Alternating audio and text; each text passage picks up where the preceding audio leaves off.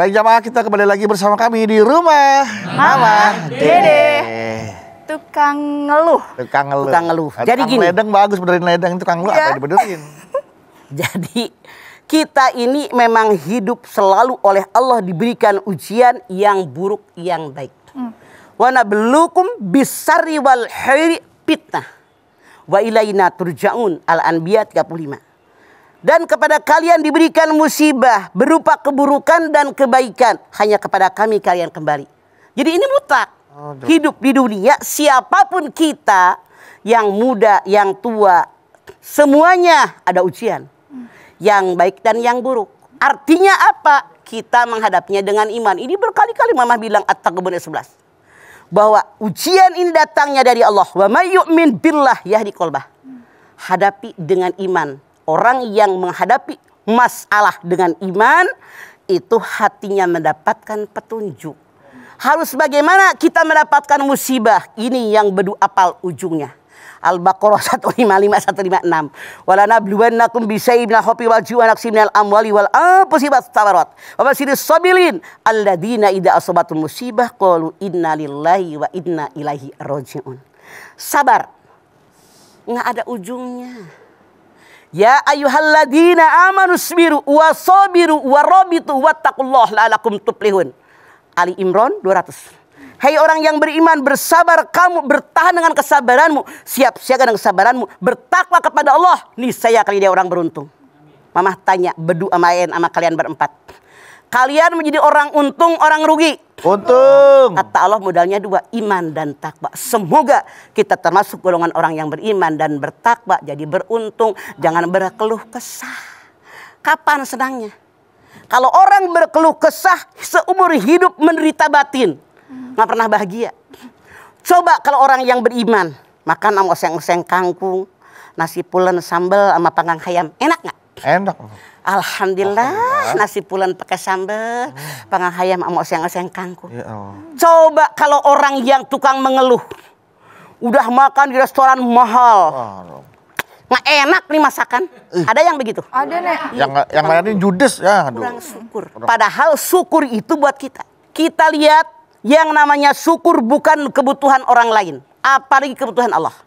Syukur itu kebutuhan kita pribadi. Wa may yaskur fa innama yaskuri nafsih. Wa man kafara fa innallaha ghaniyyun hamid. Siapa yang bersyukur, syukur buat kebutuhan diri kita. Bedu bersyukur, kembali ke bedu. En bersyukur, kembali ke en. Nenek bersyukur, kembali ke nenek. Begitu juga. Jadi kata Allah, siapa yang mensyukuri nikmat, tidak mengeluh. Syukur itu kembali buat diri kita. Siapa yang kufur, Allah nggak butuh syukur kalian. Allah maha kaya, Allah maha terpuji. Makanya yuk kita sekarang, kalau selama ini pernah mengeluh, buang untuk keluhan. Caranya bagaimana? Kalau kita kena musibah, ketidaknyamanan, kena ujian, jangan merasa gue paling susah. Lihat orang sekeliling kita yang lebih susah dari kita. Masya Allah, pasti timbul syukur kita. Jadi mensyukuri nikmat ini kewajiban kita. Jangan berkeluh kesah.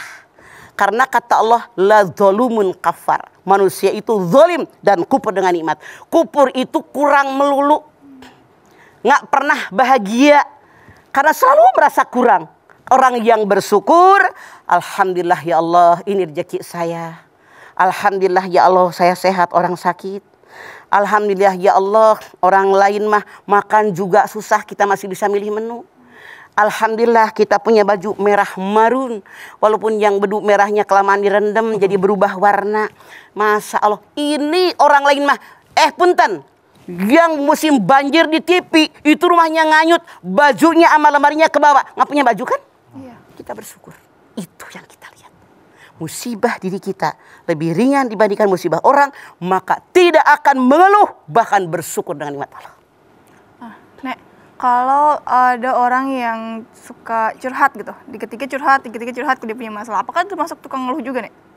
Oke, bolehkah kita curhat sama orang? Boleh.